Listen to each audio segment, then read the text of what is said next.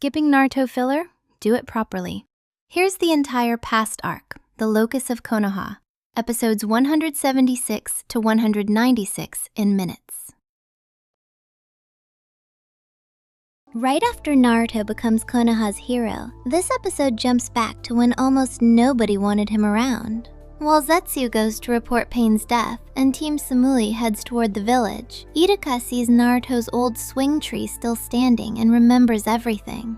Back then, Naruto was pulling non-stop pranks just to get noticed, and Iruka only became his teacher because the third Hokage personally asked him to.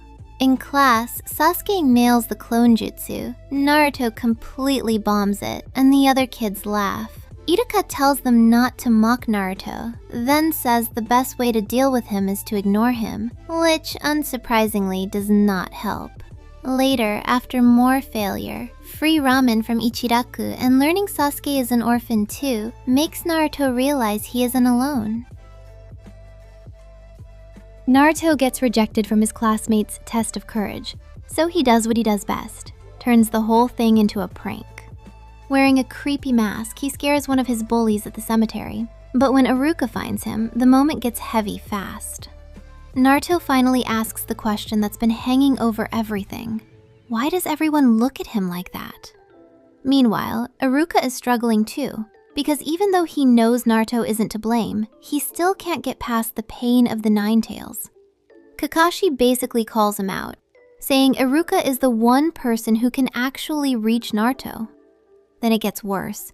Naruto gets tricked with the promise of friendship and runs off to a place filled with corpses, because of course the kid was desperate enough to believe it. Iruka chases Naruto into the forest, but Naruto snaps, saying Iruka could never understand what it feels like to be treated like trash and ignored by everyone. Then, in true Naruto fashion, he uses the sexy jutsu and bolts. Things get serious fast when he accidentally grabs a hidden enemy intel report and ends up hunted by enemy Kunoichi. Iruka finds him, tries to protect him, and Kakashi shows up just in time to wipe the threat out. Back in the village, the third Hokage reveals that Naruto unknowingly saved Konoha, and that moment helps Iruka finally reconnect with why he became a teacher in the first place. Then comes the big one. After hearing about the Hokage, Naruto decides that's who he's going to become. In the present, Iruka sees Naruto has finally reached that dream, while Sasuke and Taka start moving toward Konoha too. While Tsunade is still unconscious after literally healing the entire village, Danzo wastes absolutely no time making his move. At an emergency council meeting, he helps push the idea that Konoha needs a new Hokage, and when Shikaku tries to nominate Kakashi, Danzo flips that too, arguing Kakashi represents the same weak ideals that let everything go wrong. And somehow, that sales pitch works, so Danzo is named the 6th Hokage. Meanwhile, Sakura reveals Tsunade may not wake up anytime soon, which sends Kakashi into a flashback to when Team 7 first began. Back then, Naruto and Sasuke were already chaotic. Sakura was fully locked in on Sasuke, and Kakashi could tell this team was a disaster in progress. In the present, that memory hits harder, because now Kakashi realizes the team he started with is falling apart, and it's on him to stop Sasuke. Konoha starts rebuilding after Pain's attack, and Yamato is basically speedrunning construction with wood release. While Naruto worries about Tsunade, Sakura tries to comfort him, even though she's barely holding it together herself. Then Inari and Tazuna show up from the Land of Waves, and that sends Naruto straight into a memory from their first mission. Back then, he ran all the way back because he lost a free ramen coupon, which is somehow the most Naruto problem imaginable. But things got serious when Inari was kidnapped by leftover thugs from Gato's crew. Naruto and Sasuke teamed up to save him, with Naruto going full Shadow Clone chaos and Sasuke backing him up perfectly. In the present, Tazuna says the Land of Waves never would have changed without Naruto, and Inari promises the first thing he'll build in Konoha is a brand new Ichiraku for him. Tazuna starts praising Naruto like the hero he is, which makes Sakura think back to when he was a lot less hero, and a lot more problem child. The memory starts with Team 7 on the world's most random mission, taking care of an ostrich named Condor, because apparently ninja work was built different back then. On the way, they stumble into a revenge fight, and Naruto, for once, actually tries to play peacemaker. It turns out the whole vendetta is based on a misunderstanding, and Team 7 helps shut down the real troublemakers behind it. But the part that matters most comes after. Back then, Sasuke told Naruto he could never understand the pain of revenge. Now, after losing Jiraiya and facing pain, Naruto finally gets it. And instead of giving up on Sasuke, that only strengthens his promise to bring him home and put Team 7 back together. Gaara looks at Konoha's destruction and says something kind of wild, that the village will be fine as long as it still has Naruto. The flashback takes us to a border mission after the Konoha crush, where Team 7 had to work with Gaara while Suna secretly sent Umbu to kill him. Even then, Gaara was already trying to change, protecting his own teammates while they were still terrified of him. But the turning point comes when Naruto shows up, calls everyone out for abandoning Gaara, and fights beside him without hesitation. That moment helps Gaara realize he really can build bonds instead of fear. By the end, his own people finally start seeing him as a friend, and that road eventually leads him to becoming Kazekage. Basically, Naruto didn't just save Gaara, he helped create a leader. While Tsunade stays unconscious after saving the village, Sakura watches Naruto run around helping rebuild Konoha and remembers one of his dumbest chaos arcs. It starts when Naruto comes back from a mission looking a little off, then sneezes on Sakura like that alone wasn't enough of a warning sign. Soon, half the village is suddenly chasing him down because Tsunade thinks he might be carrying a rare chakra virus that could mess up everyone's ability to use jutsu. So naturally, Naruto turns the whole thing into a full escape sequence, dodging medical ninja, causing panic, and making everything 10 times more dramatic than it needed to be. And after all that, it turns out he was never infected in the first place. Tsunade calls it an emergency drill, Naruto absolutely loses it, and honestly, yeah, fair enough. After Pain's assault, Neji and Tenten head to Konoha's ninja tool research facility for more weapons, and that sends Tenten straight into a memory from when Team Guy had to work with Naruto filling in for Lee. The mission sounded simple: pick up a huge order of kunai and shuriken, then leave. Of course, it immediately turned weird. The weapon maker, Io, keeps showing them bizarre gadgets instead of the supplies they actually came for, then vanishes into a trap-filled hidden room like he's guarding the final boss loot. While Naruto and Neji get overwhelmed by two thieves using prototype weapons, Tenten steps up and completely takes over the episode. She clears the traps, finds Io's secret arsenal, and wins the fight with his newest invention, Jidanda. Back in the present, she can't help wondering if that weapon's finally been perfected. Konoha is literally rebuilding after Pain's attack, and somehow this episode decides the real story is an ostrich named Condor telling baby birds about his old rivalry with Naruto. After escaping Team 7, Condor apparently trains himself in ninjutsu, so Tsunade sends Naruto, Shino, Lee, and Kotetsu to catch him at the Zeroth training ground. That goes about as badly as you'd expect. Shino's bugs get eaten by plants, Lee gets boxed by a kangaroo, and Naruto somehow ends up fighting an ostrich with shadow clones. Then things get even dumber in the best way when Condor rolls up with the 4 ninja animal warriors like this is a completely normal escalation. In the end, Izumo shows up, saves Kotetsu, and Condor gets dragged back to Konoha. In the present, Condor spots Naruto again and immediately runs for his life. Lee brings Tsunade a special medicine Guy made for her, and that sparks a flashback to when Lee was still recovering from his brutal fight with Gaara. The chaos starts because Naruto accidentally drinks the last of Lee's medicine, then immediately decides he has to replace it himself. So he runs off in Guy's green jumpsuit, determined to find the rare Jofuku flowers, only to learn that this was literally the mission Sakura and Ino were already on.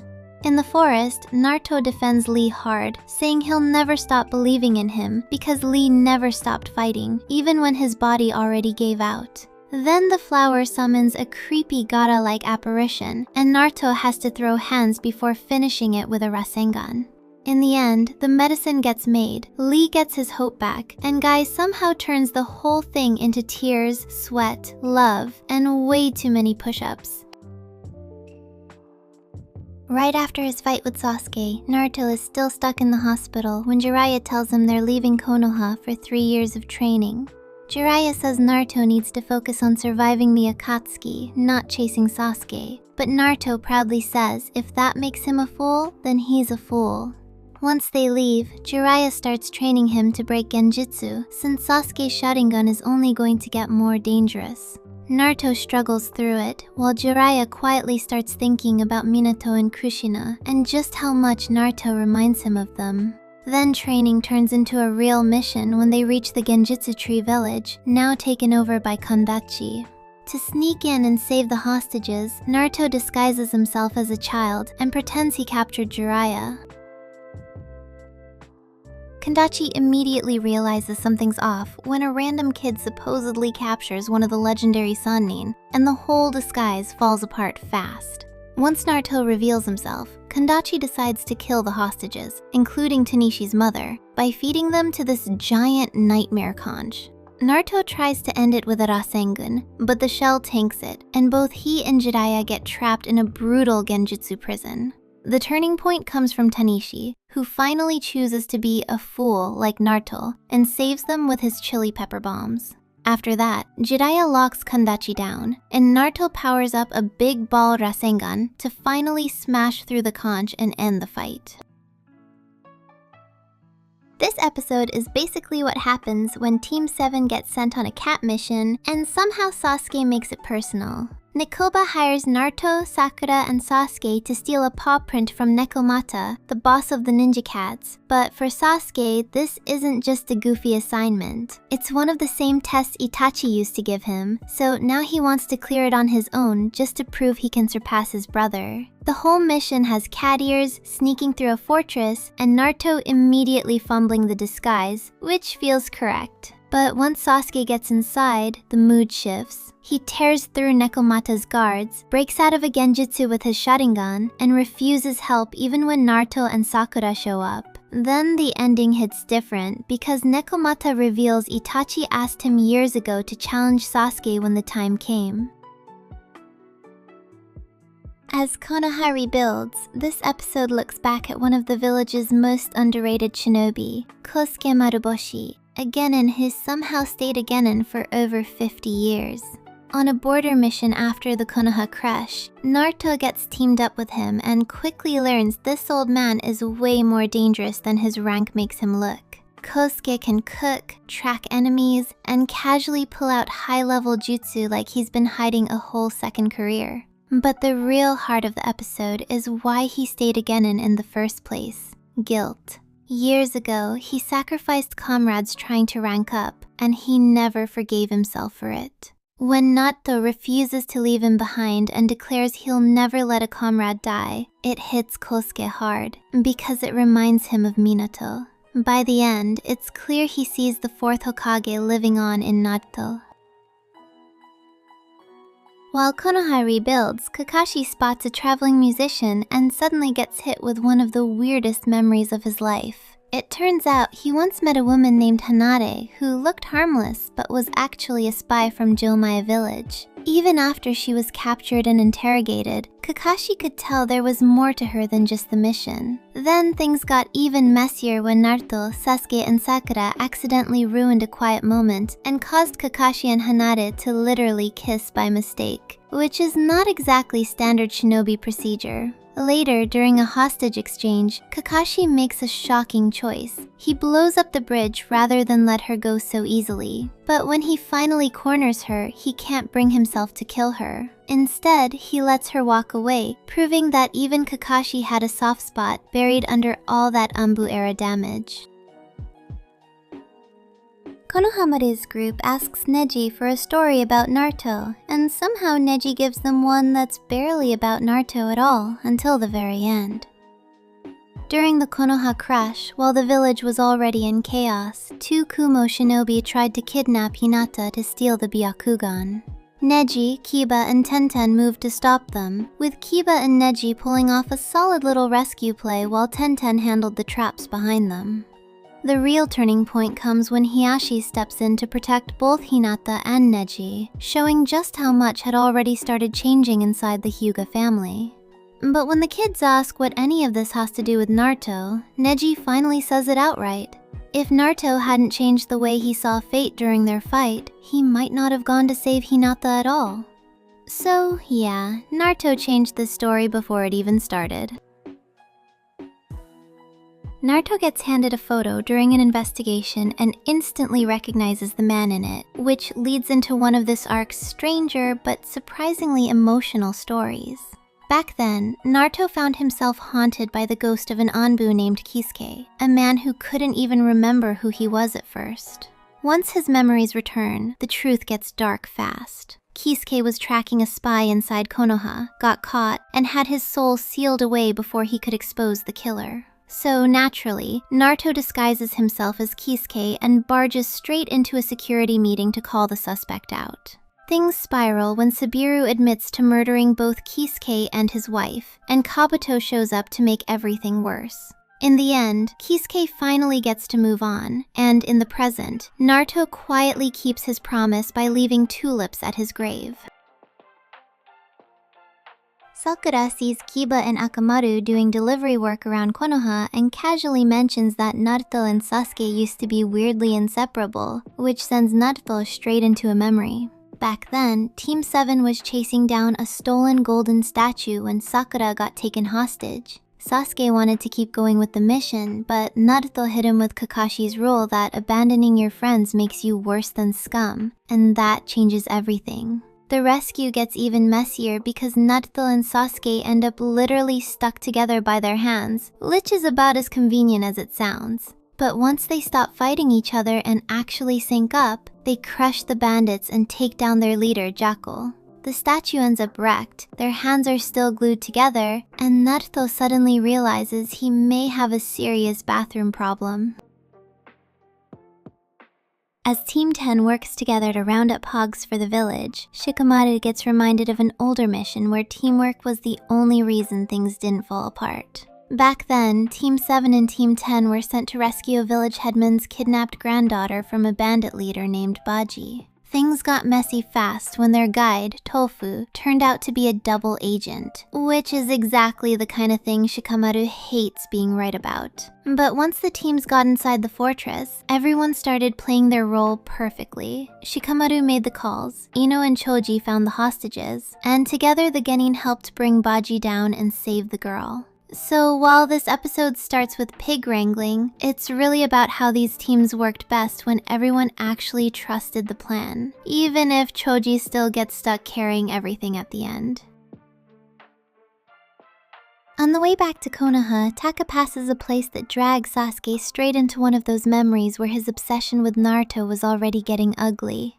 After seeing Naruto summon Gamabunta against Gaara, Sasuke couldn't stop thinking about how fast Naruto was growing. Then he saves a girl named Naho without even knowing she's connected to the Fire Daimyo, and because he treats her like a normal person, she instantly gets attached to him. Later, when Naho's sent to Konoha for protection, Naruto gets put on bodyguard duty, and for some reason only he would choose, disguises himself as Sasuke to impress her. It goes badly. A kidnapper shows up, Naruto gets exposed, and when the real Sasuke arrives, the whole mood turns dark. He absolutely brutalizes the guy after hearing Itachi's name, and Naho sees a side of Sasuke that terrifies her.